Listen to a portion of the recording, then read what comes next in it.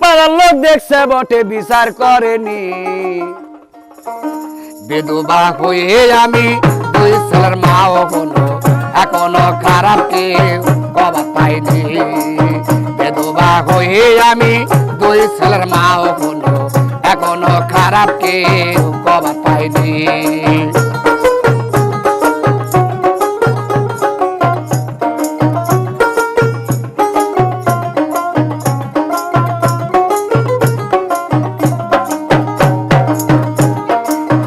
ভাসুরের সাথে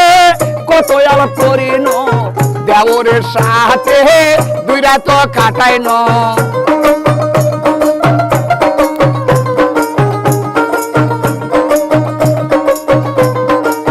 ভাসুরের সাথে কত আলাপ করিন দেওরের সাথে